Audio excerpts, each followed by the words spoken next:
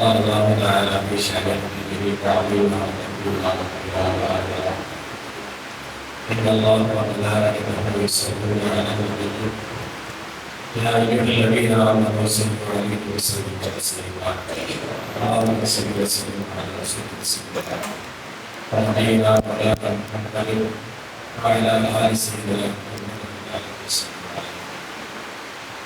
அல்லாஹ்வுடைய கிருபையால் நம்முடைய 2025 ஆண்டினுடைய ரமலான் மாதத்தினுடைய திருவிழாவை சிறப்பாக கொண்டிருக்கிறது. முதலாம் பார்த்தா நம்ம ஓடிட்டே இருக்கிறோம். நாட்கள் மிக வேகமாக செல்கிறோம். நம்முடைய தேவாசன் சார் பேச ஆரம்பிக்கும் பொழுது எனக்கு பக்கத்தில் அக்ஷன் சார் சொன்னார். தேவாசன் சார் வாய்ப்பு செய்துட்டு அந்த பேசுகிற ஸ்லாங்கெல்லாம் பார்த்தா அவருடைய கல்வி குழுமத்தினுடைய ஒரு சொல்லுங்கிற சார் புத்தகம் பார்க்கலையே அவங்கள போல அப்படியே நம்ம பேசக்கூடிய ஆரம்பம் எல்லாமே சொல்லிட்டு இருந்தாங்க. சரி, இப்போ தமிழ்நாட்டில் ஒரு பிரபலமான ஒரு நபரை வந்து அவங்க அடையாளப்படுத்தப்படுறாங்க. நான் நினைச்சிருக்கேன் தேவாசன் சார் பேசிக்கே ஒரு மாதிரி சொன்னாங்க. அப்படின்னு சார் பூமிகள் போயிருக்காரு சார் அப்படின்னு சொன்னாங்க. அப்ப எனக்கு ஸ்ட்ரைக்காச்சு. யதார்த்தமா கவனிச்சேன், தேவாசி முஸ்லாமிய ஸ்லாங்கும் அதுதான். அவருடைய மாணவர்களிடத்திலே கேட்டால் தெரியும். தேவாசி முஸ்லாம் திட்டும் பொழுது 2 பொருட்களை கொண்டு திட்டுவாங்க. ஒன்று சாம்பார், இன்னொரு வெங்காயம். சில இடம் திட்டுவாங்க. அவங்க உச்சத்துக்கு போயிட்டாங்க, கோபத்துக்கு போயிட்டாங்கன்னா அவங்க பிள்ளைங்க அவங்க அங்கிருந்து முடிச்ச பிள்ளைங்க அடிக்கடி சொல்லுவாங்க, தேவாசி முஸ்லாம் கோபம் வந்துச்சுன்னா அடிச்சுன்னா பூமிகள் போயிடுவா அவங்க என்ன செய்வாங்க, அடிச்சுன்னா பூமிகள் போயிடுவேன் உலகப்பெல்லாம் சொல்லி சொல்லுவாங்க. இது இந்த டைலாக்கை எப்படி எங்க சொல்றாங்க, சுயமா சொல்றாங்கன்னு நினைச்சேன். அதான் தெரியுது அப்படிலாம் இவரோட சாலிட் அப்படின்லாம் அவங்களுடைய சுண்ணத்தை ஃபாலோ பண்ணி தான் அவங்க இந்த டைலாக்கை பயன்படுத்திட்டு இருக்காங்க. ஆஷா இப்ப இன்று நாம் பேசக்கூடிய டாபிக் வந்து பெருமானார் ஸல்லல்லாஹு அலைஹி வஸல்லம் அவர்களிடத்தில் கேட்கப்பட்ட கேள்வியும் பதிலும் என்று நான் பேசலான்னு ஆரம்பிச்சேன். அதை சரியா என்னால விஷயங்கள் எடுக்க முடியுது. அது போன வருஷத்தினுடைய செலிபிரிட்டி போயிடும் சொல்லிட்டு தற்பொழுது ஒரு 10 முதலமைச்சர்கள் அவங்க எப்படி முதலமைச்சர்களாக மாறினாங்க அப்படின்னு சொல்லி ரொம்ப நாள் பேசிடுவோம் அப்படின்னு சொல்லிட்டு நான் அப்படி டாபிக்கை நான் மாற்றிக்கிறேன். அந்த வகையில இன்று நேரம் ரொம்ப அண்டைமா இருக்கு. எல்லாருமே ஹதீஸ் குர்ஆன் சொல்றாங்க. நமக்கு சம்பவம் சொல்லாம எல்லாரும் பேசவும் வரமாட்டேங்குது. கதை பேசுறதுக்கும் அனுமதி கொடுக்கக்கூடாது. சொல்லிட்டு ஆப்ஷனே கிடையாது. இது படிக்கிறாதான் சரியா பண்ணுவோம் அப்படின்னு. சரி, இப்ப எங்க நாம் எடுத்துக்கொண்ட தலைப்பு எடுத்துக்கொண்ட டாபிக் வந்து முதலமைச்சர் ஒரு நடுத்தர வர்க்கத்தில் பிறந்து பொதுவாகவே இந்திய அரசியலமைப்பு இந்திய வரலாறுகளை மேற்கு வங்கம் இல்லாமல் எழுத முடியாது என்று வரலாற்று ஆசிரியர்கள் சொல்வார்கள். மேற்கு வங்கத்தில் இருந்து நமக்கு கிடைத்தவர்கள் தான் சுபாஷ் சந்திர போஸ், ரவீந்திரநாத் தாகூர் அப்படின்னு சொல்லி பெரிய அரசியல் ஆளுமைகளும் நமக்கு அங்கிருந்துதான் கிடைத்திருக்கிறாங்க. அதே நேரத்தில் ஆன்மீகம் சார்ந்து விவேகானந்தர் போன்ற பெரிய ஸ்பிரிச்சுவாலிட்டிஸ் அவங்களும் மேற்கு வங்கத்திலிருந்து தான் வந்திருக்கிறார். பொதுவாக வெஸ்ட் பெங்கால் பீப்புளை பற்றி சொல்லும் பொழுது அவர்கள் மிகவும் அமைதியானவர்கள்.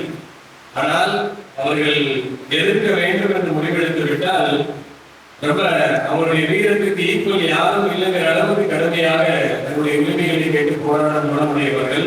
அந்த சுதந்திர போராட்டத்தினுடைய காலத்தில் இருந்தே அந்த மக்களுக்கு அப்படி ஒரு நன்மை இருப்பதாக சொல்லப்படும். அதனாலதான் அந்த மேற்கு வங்கத்தில் அவர்கள் காந்தியை விட சுபாஷ் சந்திர போஸ் அவர்களை வந்து ரொம்ப அவங்களை ஃபாலோ பண்ணதாகவும் அவர்களுடைய வழிமுறைகளை அதிகம் அவர்கள் தேர்ந்தெடுத்துக் கொண்டதாகவும் சொல்லப்படும். அந்த வெஸ்ட் பெங்காலினுடைய நாம் எல்லாம் தமிழ்நாடு இந்தியாவில் வந்து லேடி டைகர் அப்படின்னு அழைக்கப்படக்கூடிய இன்னும் நம்முடைய தற்காலிக பிரதமர் இதை சொல்லும் பொழுது தீதின்னு சொல்லுவாங்க. தீதினா அக்கான மேற்கொண்டனுடைய சகோதரி, மூத்த சகோதரி அப்படிங்கிற அந்த அர்த்தமும் அவர்களுக்கு அவர்களுடைய ஒரு அழகிய பெயர். மக்கள் எல்லாம் நேசத்தோடு அழைக்கக்கூடிய ஒரு அழகிய பெயர். 15 வயதில் இருந்தே இவர்களுக்கு அரசியலில் ரொம்ப ஆர்வம். படிக்கக்கூடிய காலத்தில் இருந்தே அரசியல் மாணவிகள் இளைஞர்கள் மாணவிகள் அணி இருக்கும் இல்லையா, கட்சியில நல்ல சேர்ந்து ரொம்ப ஈடுபாடாக இருந்திருக்காங்க. அவர்களுடைய வயது ஒரு 25க்கு மேலே 24ஆம் வயதில் காங்கிரஸ் கட்சியில ரொம்ப தீவிரமா இருக்கிறாங்க. மகளிர் அணி தலைவியாக அவங்க செயல்படுறாங்க. அப்ப இருக்கக்கூடிய நேரத்தில் அவர்களுடைய சித்தா சங்கர் ரே அப்படின்னு சொல்லி வருகிறார். அவர் அந்த நேரத்தில் காங்கிரசினுடைய முக்கிய தலைவராக அவர் இருக்கிறார். அவங்களோடு சேர்ந்துதான் மம்தா பானர்ஜி முழுமையாக பணி செய்கிறாங்க. அரசியல் பணிகள்ல முழுமையாக அதை ஈடுபடுத்தி இருக்கிறார். பொதுவா மேற்கு வங்கத்தை பொறுத்தளவு 1948 இருந்து 1967 வரைக்கும் காங்கிரஸ் ஆட்சி தான். கிட்டத்தட்ட 22 ஆண்டுகளுக்கு மேலாக காங்கிரஸ் தான் ஆட்சி செய்திருக்கிறது. இந்த 22 ஆண்டுகளுமே கிட்டத்தட்ட 1984 மம்தா பானர்ஜி அவங்கள நாடாளுமன்ற உறுப்பினர் தேர்தலுக்கு அவங்க போட்டியிடுறாங்க. அவங்க போட்டியிடும் பொழுது அவர்களுக்கு எதிராக நின்றவர் யார் அப்படின்னா சோம்நாத் சட்டர்ஜி அப்படின்னு சொல்லி இந்தியாவிற்கே மிகவும் பிரபலமான ஒரு மூத்த அரசியல்வாதியும் கூட. அவர்களுக்கு எதிராகத்தான் மம்தா பானர்ஜி அவர்கள் முதலாக எலெக்ஷன்ல நிற்கிறாங்க. இதுதான் அவங்களுடைய முதல் தேர்தலும் கூட. அப்ப அவங்களுக்கு வயது 29. எல்லோரும் அவர்களை கேள்வி பண்ணுவாங்க இல்லையா, சின்ன வயசு எதிர்ல நிற்கிற ஆள் பெரிய ஆள், மூத்த அரசியல் தலைவரும் கூட. எப்படி இவங்க ஜெயிக்க போறாங்களோ அப்படின்னு சொல்லி இருந்த அந்த வரலாறை மாற்றி அமைத்து முதலாக தன்னுடைய 29 வயது, இப்போ மம்தா பானர்ஜிக்கு வயசு 70, தன்னுடைய 29 வயதில் நாடாளுமன்ற தேர்தலிலே முதல் வெற்றி அடைகிறார். அந்த வெற்றியை எல்லோருமே ஆச்சரியமா பார்க்கிறார். ஒரு பெண் தனி நபராக இருந்து மிக எல்லோரும் அதை எப்படியாவது இவர்தான் மூத்த தலைவரை எதிர்த்து அவர்களுக்கெல்லாம் வாய்ப்பே இல்லைன்னு சொன்ன அந்த சரித்திரத்தை முதல்ல அவங்க உடைக்கிறார். அதற்கு பிறகு 1967 காங்கிரஸ் கட்சி காங்கிரஸ் கட்சி மெயினா இருந்ததுக்கு காரணம் என்னன்னா, விவசாயிகளுக்கு நிலங்களை சரியாக பகிர்ந்தளித்து கொடுக்கப்படவில்லைன்னு சொல்லிதான் காங்கிரஸ் கட்சி 1967 கம்யூனிஸ்டுகளால் அழைக்கப்படுகிறது. நம்மளாம் கேட்கப்படுவோம் நக்சலைட்னு சொல்லுவோம். அதாவது மேற்கு வங்கத்திலே நக்சல் பாரின்னு சொல்லி ஒரு ஏரியா, அந்த ஏரியாவில் தான் முதலாக இந்த நிலத்தை எதிர்த்து மக்கள் போராட துணிகிறார்கள்.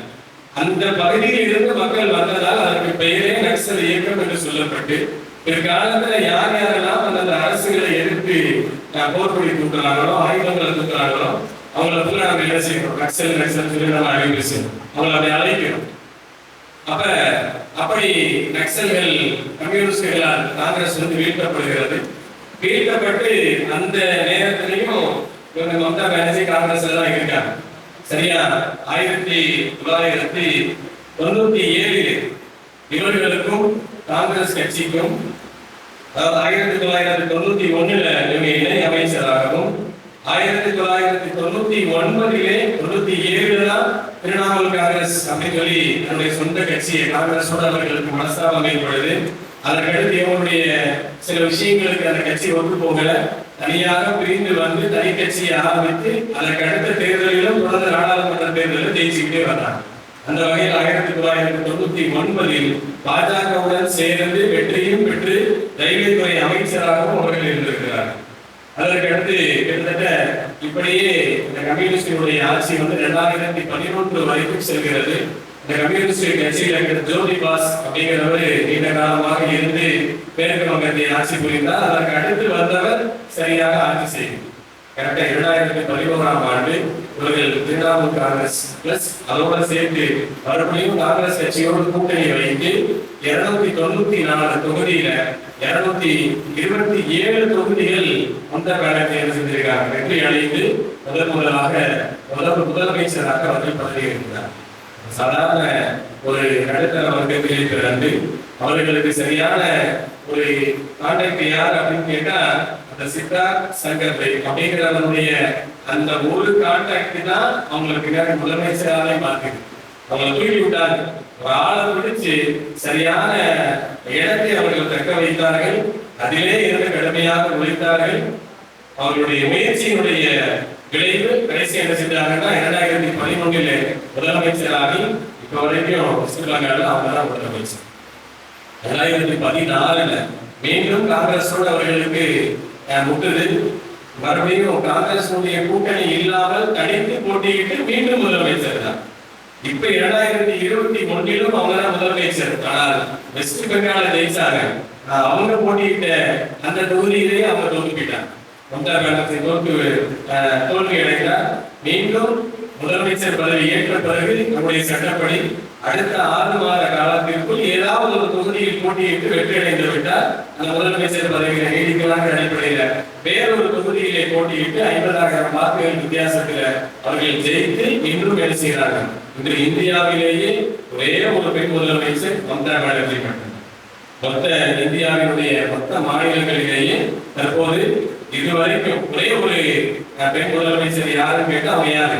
மம்தா பானர்ஜி மட்டும்தான். சொல்லப்படக்கூடிய செய்தி என்ன அப்படின்னா, பிறந்தது நடுத்தர வர்க்கமாக இருந்தாலும் கிடைத்த வாய்ப்புகளை சரியாக பயன்படுத்தி கடுமையான உழைப்புகள் செய்து ஒரு பெண் இவ்வளவு பெரிய பதவி அடைகிறதுக்கு நிச்சயம் பல அவமானங்கள், பல கஷ்டங்கள், நம்ம எப்படி அதை சொல்ல முடியாத துன்பங்கள் சொல்ற மாதிரி கண்டிப்பாக நிறைய அவங்க பேஸ் பண்ணியிருப்பாங்க. இதுல ரொம்ப நம்ம ஆச்சரியப்பட வேண்டிய விஷயம் என்னன்னா, ஒரு தனி நபராக அதாவது காங்கிரஸ்ல இருந்துதான் அவங்க வளர்ந்தாங்க. ஆனால் தனித்து வந்தும் ஜெயித்தார். மீண்டும் காங்கிரஸ் அவர்களை அழைத்துக் கொண்டது, மீண்டும் காங்கிரஸ் அவர்கள் பிரிச்சிச்சு. ஆனா எதுவுமே அவங்க பின்வாங்கல. இந்த தவிர்க்க முடியாத சக்தியாக அவர் இருக்கிறார். எந்த அளவுக்கு சொல்லப்படுதுன்னா, அடுத்த நாடாளுமன்ற தேர்தலில் பிரதமர் வேட்பாளராக இவரை அறிவிக்கும் அளவுக்கு இவர் தன்னை தகுதியாக்கி ஒரு தனி பெண்மணி உயர்ந்து இருக்கிறார் சொல்லி நம்முடைய வரலாறு சொல்லுங்க. அப்படிப்பட்ட சிறந்த ஒரு பெண்மணியாக அவங்க இருக்கிறாங்க. அப்படி நம்முடைய வாழ்விலும் நமக்கு கிடைத்த நாம் பிறந்தது எது வேணாலும் நடுத்தர குடும்பமாக இருக்கலாம், நம்ம ஒரு சாதாரண மக்களாக நாம் இருந்தாலும் கூட நாம் இறப்பதற்கு முன்பு நமக்கு கிடைக்கிற வாய்ப்புகளை வச்சு, நமக்கு கிடைக்கிற சுகபத்துகளை வச்சு, நமக்கு கிடைக்கிற அமைப்புகளை வச்சு நாம் கடுமையாக உழைக்கும் பட்சத்தில் யார் வேணாலும் என்ன செய்யலாம், வாழ்க்கையில எந்த இடத்தையும் அடையலாம் என்பதையே இந்த வரலாறு நமக்கு உதாரணமாக சொல்கிறது. அப்படி சிறந்த ஒரு வெற்றி அடையக்கூடிய மக்களாக அல்லாஹ் நம்மை ஆக்கியவர்கள்